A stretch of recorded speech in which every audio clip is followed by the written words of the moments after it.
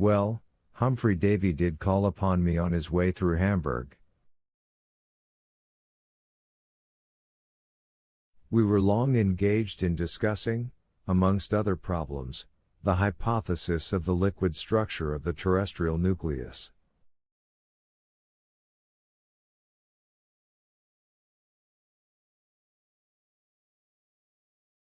We were agreed that it could not be in a liquid state, for a reason which science has never been able to confute.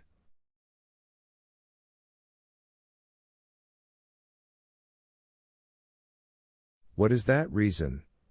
I said, rather astonished. Because this liquid mass would be subject, like the ocean, to the lunar attraction, and therefore twice every day there would be internal tides, which, upheaving the terrestrial crust, would cause periodical earthquakes.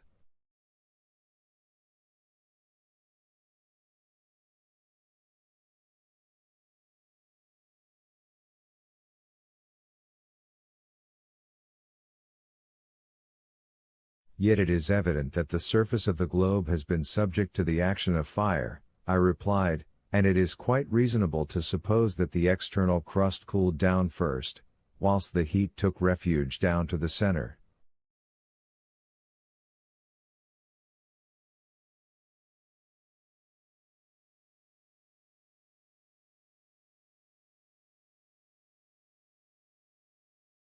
Quite a mistake, my uncle answered.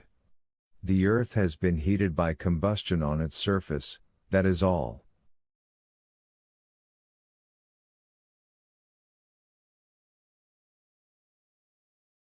Its surface was composed of a great number of metals, such as potassium and sodium, which have the peculiar property of igniting at the mere contact with air and water.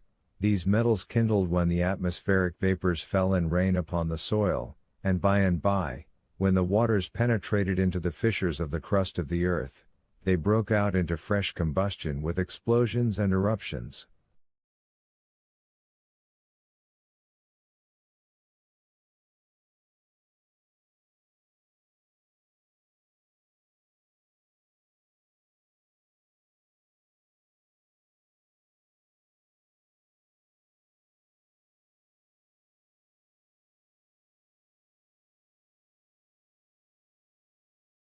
Such was the cause of the numerous volcanoes at the origin of the earth. Upon my word, this is a very clever hypothesis, I exclaimed, in spite rather of myself.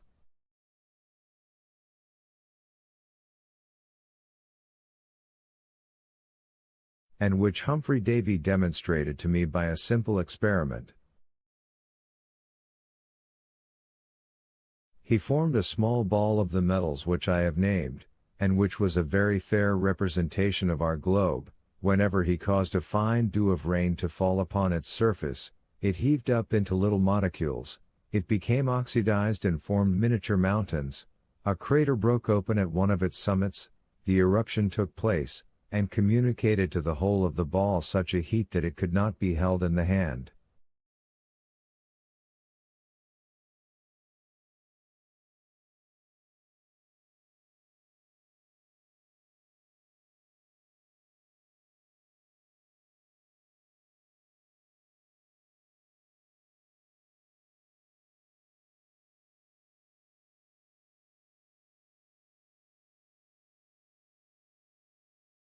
In truth, I was beginning to be shaken by the professor's arguments, besides which he gave additional weight to them by his usual ardor and fervent enthusiasm.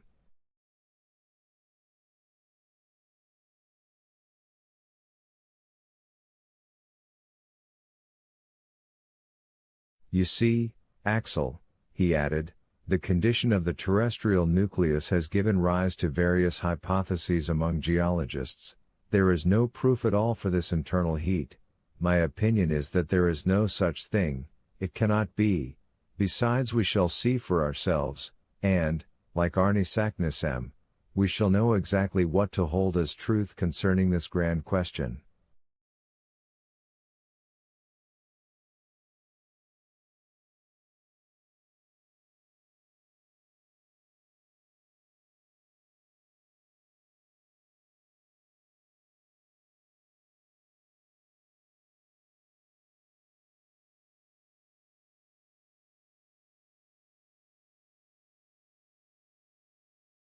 Very well, we shall see, I replied, feeling myself carried off by his contagious enthusiasm. Yes, we shall see, that is, if it is possible to see anything there.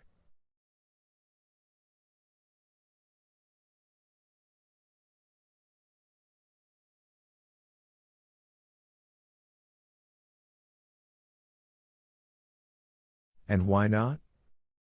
May we not depend upon electric phenomena to give us light?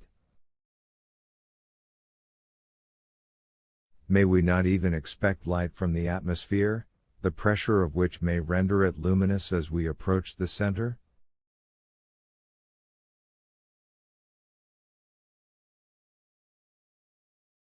Yes, yes, said I, that is possible, too. It is certain, exclaimed my uncle in a tone of triumph. But silence, do you hear me? Silence upon the whole subject, and let no one get before us in this design of discovering the center of the earth.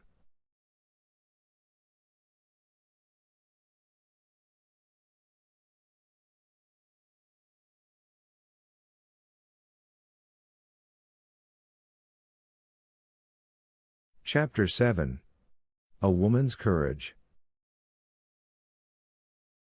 Thus ended this memorable séance. That conversation threw me into a fever. I came out of my uncle's study as if I had been stunned, and as if there was not air enough in all the streets of Hamburg to put me right again.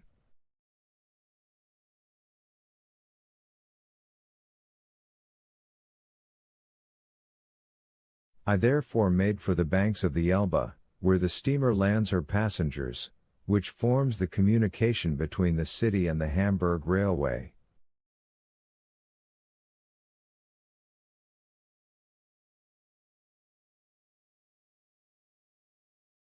Was I convinced of the truth of what I had heard?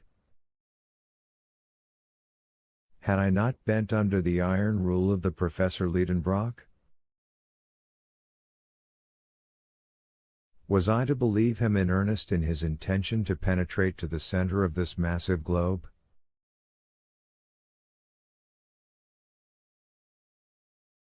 Had I been listening to the mad speculations of a lunatic, or to the scientific conclusions of a lofty genius?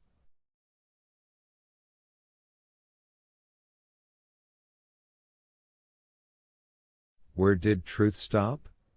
Where did error begin? I was all adrift amongst 1,000 contradictory hypotheses, but I could not lay hold of one.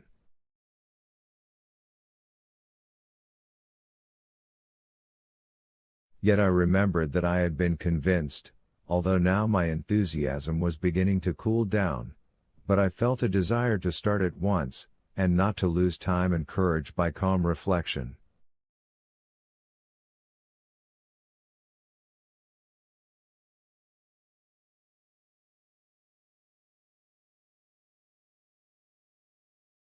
I had at that moment quite courage enough to strap my knapsack to my shoulders and start.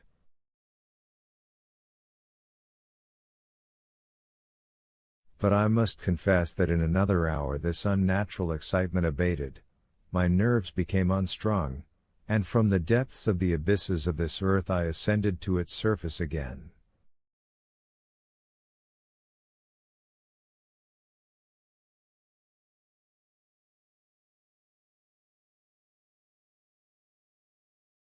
It is quite absurd, I cried, there is no sense about it.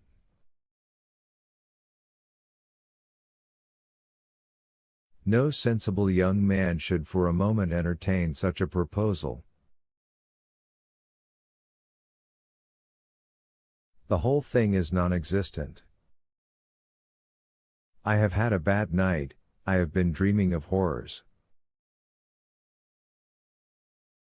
But I had followed the banks of the Elbe and passed the town. After passing the port too, I had reached the Altona road.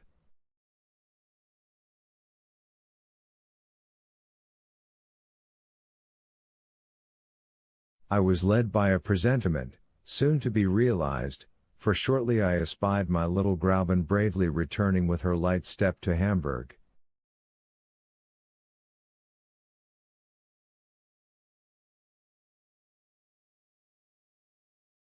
Grauben! I cried from afar off. The young girl stopped, rather frightened perhaps to hear her name called after her on the high road.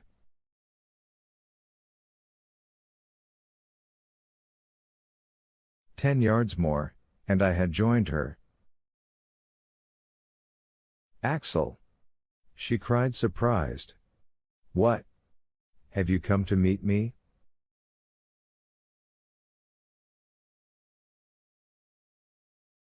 "Is this why you are here, sir?" But when she had looked upon me, Grauben could not fail to see the uneasiness and distress of my mind.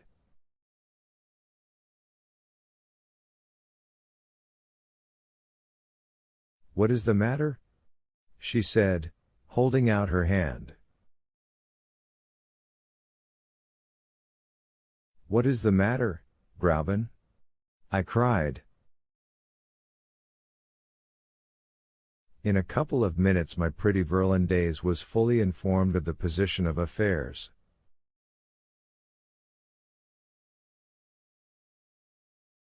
For a time she was silent. Did her heart palpitate as mine did?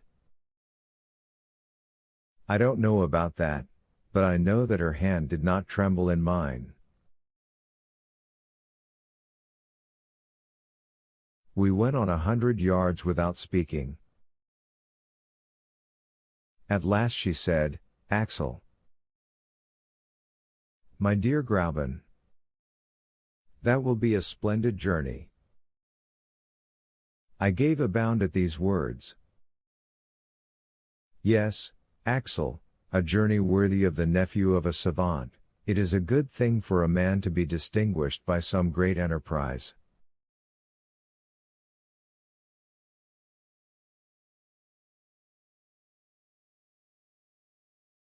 "What, Grauben, won't you dissuade me from such an undertaking?"